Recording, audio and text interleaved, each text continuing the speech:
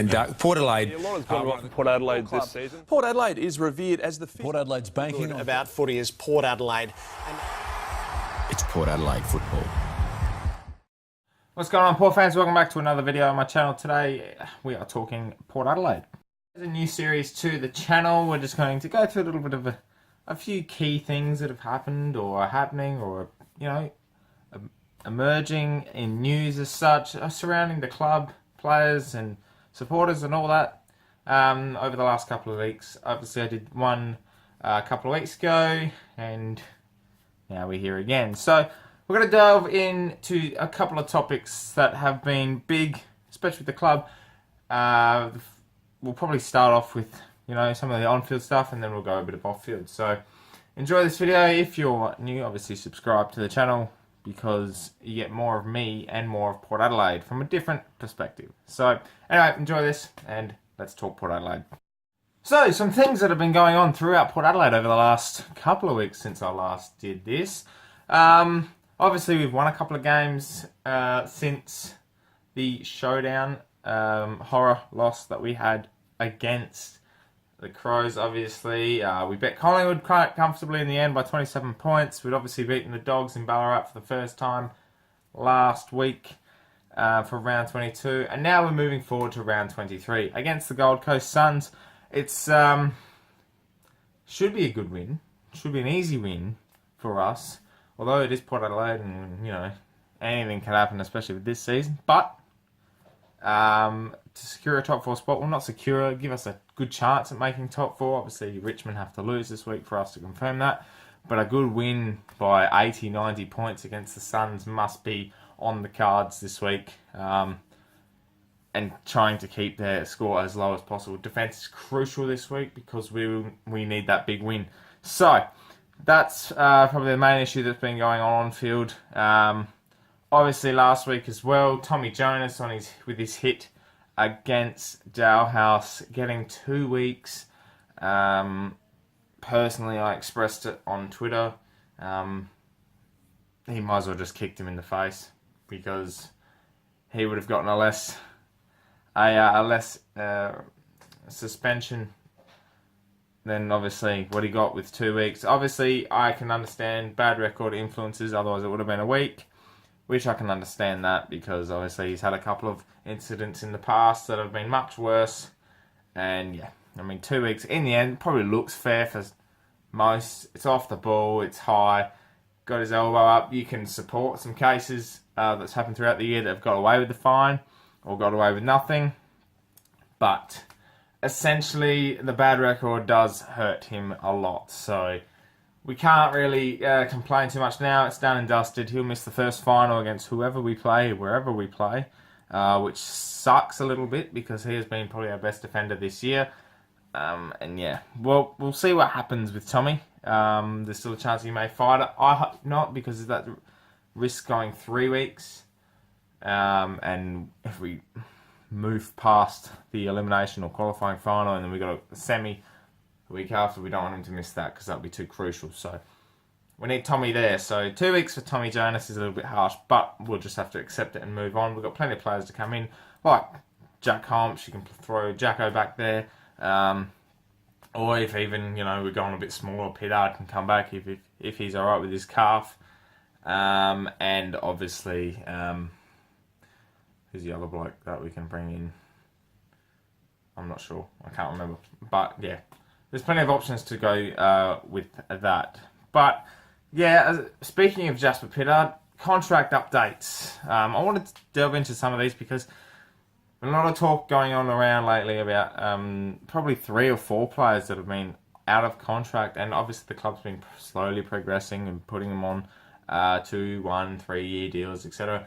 Last night, I can exclusively tell you that Jasper Pittard has agreed to a deal. It was revealed by Kane Corns on Sports Day on 5AA last night. Which is great news. I think it means, you know, players are staying. The culture is too good to leave, and some of you Pittard haters out there were hoping for a different outcome, but essentially Jasper staying, 3 year deal.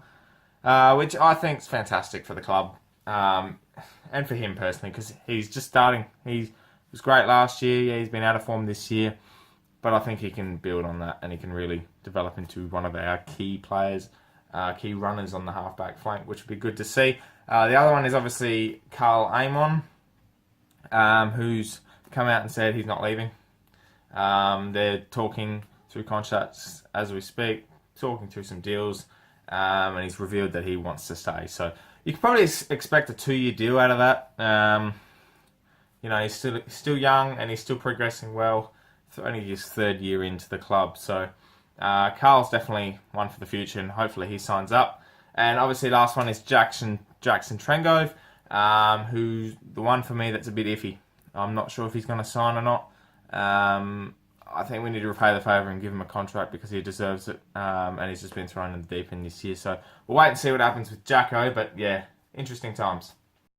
Obviously contracts are an important thing. Also, the biggest thing that's probably more important than contract is the fact that Port Adelaide are playing finals this year. We are confirmed, obviously, with the win over the Bulldogs.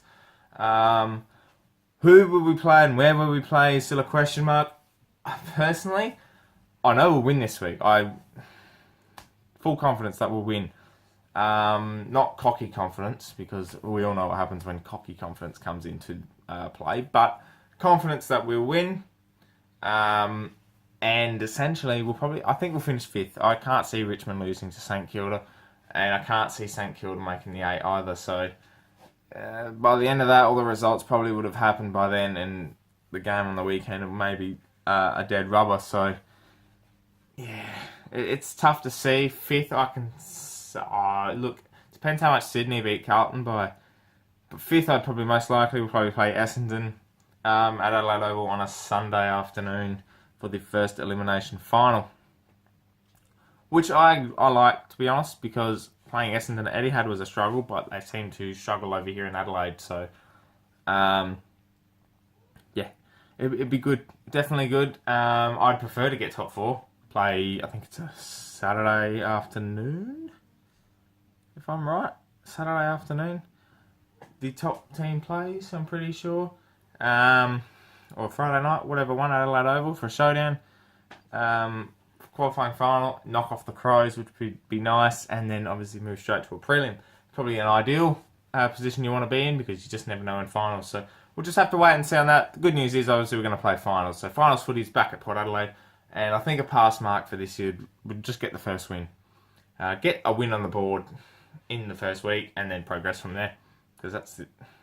Can only take it 1 week at a time. So see how we go there.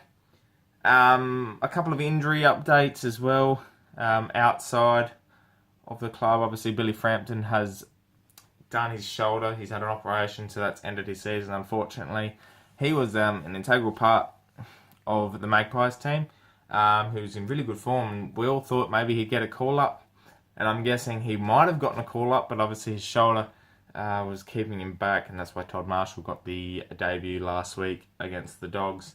Otherwise, you might have seen Billy. You never know. He was really good throughout the whole year. Probably one of our better players. Was probably improving the most too. But unfortunately, he's gone and had surgery, so he's out for the rest of the season. So good luck to him. And hopefully next year he'll get his chance to play for the Power. We'll just have to wait and see. But he's definitely a kid to watch for the future Port fans. So keep an eye out for that. Matthew Broadbent's the other one with his ankle, a bit iffy at the moment. 50-50 probably this week to play.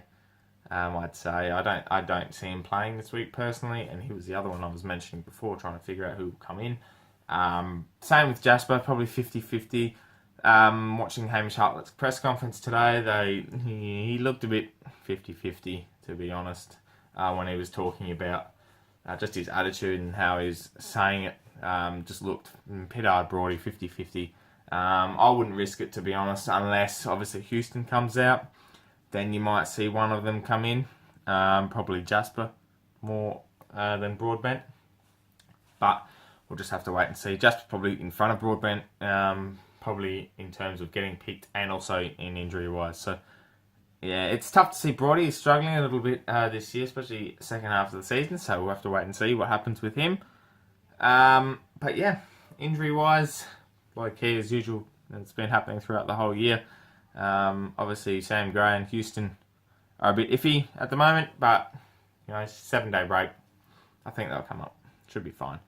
And the last thing I wanted to talk about is the All-Australian contenders. This will be probably the final talking Port Adelaide until the first week of finals, which will probably be after the All-Australian ceremonies happen. So I just want to quickly go through some of our contenders to be picked in the top 40 squad, and obviously 22. I feel there's 4 players that stand out for me. Tommy Jonas in the defence, he's been sensational all year. Ollie Wines in the midfield, been an absolute ball, contested possession king. Robbie Gray's been a goal sneak and a possession getter as well throughout the midfield and forward line has been superb. And the bloke that deserves his spot as the number 1 ruckman in the AFL is Paddy Ryder. If those 4 get picked in the top 40 squad, I believe 2 of those will get in, Ryder and Gray. Well, that's it, Port fans. That's the end of talking Port Adelaide for another week. It's been a big 2 weeks for the club, 2 big wins. Key contract signings are coming in place. Players are sticking around the club, which is good to see. All Australians coming up. Final game this week against Gold Coast at Adelaide Oval. Saturday night footy. I want to see you all there. Big crowd, 40,000 plus. Let's get all in. Celebrate that we're making finals, and let's hopefully get a massive win on the board for the last game at home before finals. And yeah, that's it. I'm done. I'm finished. I'm going to eat because I'm hungry. So, thank you very much for watching, Port fans. If you are new, subscribe to my channel and let me know in the comments below what's happening in your world in terms of Port Adelaide.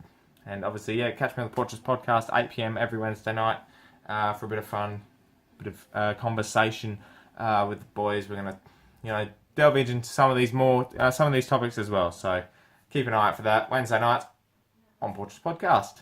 Anyway, my name's Anthony, and obviously, go the power.